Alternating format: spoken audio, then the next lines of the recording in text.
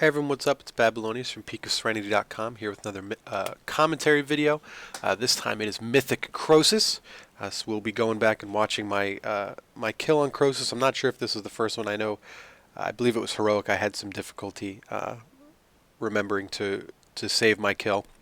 Krosus is a pretty straightforward fight, mainly single target with a little bit of extra adds with the burning pitch.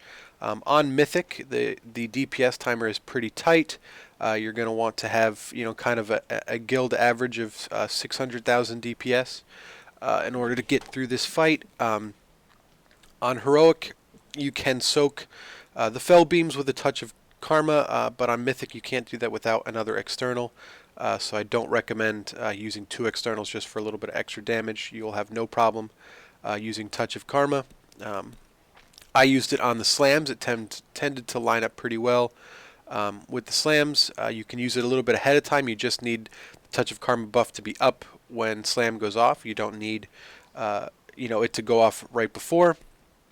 So here, we had the soak. We got a lot of adds. This is a great time to pop a second, pop another Storm, Earth, and Fire.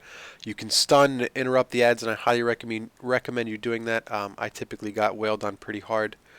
You can use, as you saw I just did, you can use dampen harm on the slams. It helps save a lot of slam damage. But yeah, really, then you go back to just mainly a single target spot. Your guild may ask you as a Windwalker, since you have a lot of mobility, to soak the burning pitch towards the back if you're a little low on range or your ranged are a little derpy. If that's the case, I highly recommend setting a Transcendence so that you are able to port back to Krosus as quickly as you can. The third slam, every third slam, he will destroy that part of the bridge. So you're going to have to roll, Flying Serpent Kick, or run back. You can set a Transcendence, just make sure that you set it in the right spot. I typically liked running back and then casting Effuse on me. It's a very little heal, but little heal is better than no heal. Just to kind of make sure that I'm topped up as much as I can be, since I know the healers are scrambling around that time. So when slam happens like this, you can use, like I did there, I popped Touch of Karma and Touch of Death, so they kind of went off at the same time. I used my second potion, as well as Storm, Earth, and Fire to kind of pump out as much damage as I could there. So this time we didn't really get a ton of adds up front, so I didn't get a chance to cleave that much. So it depends a lot on how good you guys are soaking as to how much you can cleave. But like I said, slam, you're going to want to stay out of the circles, and then every third slam he will blow up the bridge. There isn't really very much to do. Orb of Destruction comes out, and you're going to want to kind of be as close to the front of the bridge as possible. Every distance, the farther you can be away from the person who's exploding, the less damage you will take. So it can be useful to get pretty close to the edge of the bridge. I kind of learned that in later kills just to help our healers out a little bit. This is the sixth slam, so the third in the set. So I had to run back. Slam does a lot of damage, so it's normally very useful to save.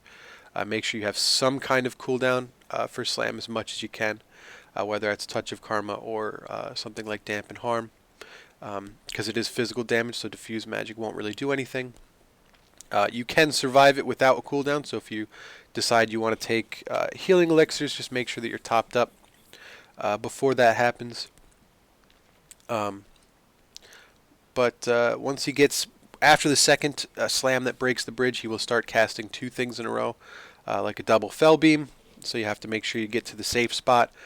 There are a couple good weak wars out. I'm not sure where to find them. They were just kind of linked in our guild. Couple good weak ores that you can use. Here I got lucky and they were all grouped up. You can stun using leg sweep. You can interrupt. It's very useful, especially for melee, because they do a pretty reasonable amount of damage. Especially if you're stacked up, it does AoE damage, so even if you're not getting targeted, you can take a lot of damage. Oh, excuse me, just woke up. So that's something to be conscious of. Like I said, as you can see there, I moved a little bit further, closer to the edge for the Orb of Destruction, just to take a little bit less damage. This last phase is another great time that you can save up some cooldowns, because typically you're going to get a lot of burning pitch adds on this next burning pitch. So if you save up a Storm, Earth, and Fire, you may want to save up your second potion. There's a lot of damage here now. This is kind of the most tenuous part of the fight to a certain extent. You know, where the orb is going to hit you the hardest because you're not going to be able to be as far away, and stuff like that. So this is the time that you really kind of want to try and make sure you have as many defenses available to you as possible, as well as helping to soak. And this is a great time right here. As you can see, there's a ton of ads that will pop up. Well, I guess we soaked it pretty well that time. Other times we've left up a ton of ads. I've been able to get, you know, 10, 12 stacks of Strike of the Wind. Of Spitting Crane Kick. But this is really just kind of a sprint to the end. As you can see, we've got about 30 seconds to try and kill this boss, and you know, so you want to try and stay alive as much as you can. Use as many cooldowns, health pots as you can, as well as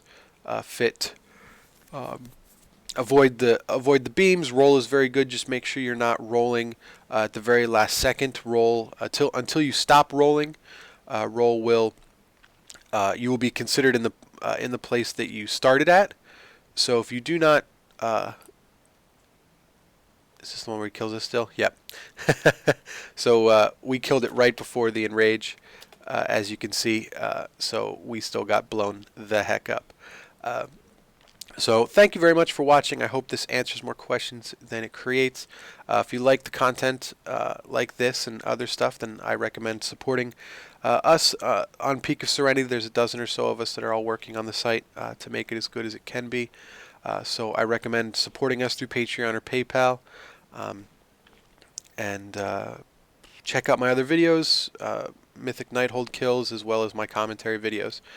So hopefully you like this kind of video. Like, comment, subscribe, let me know what you think. I know it's not quite a guide, but it's also, you know, people wanted commentary, and I really don't have the time or attention span to put together a full guide with, you know, visuals and stuff like that. So this will have to do at least for a while. So thank you very much for watching, and I hope this helps you a little bit with Mythic Krosus, and maybe helps you get a kill or climb up those ranks a little bit. So good luck.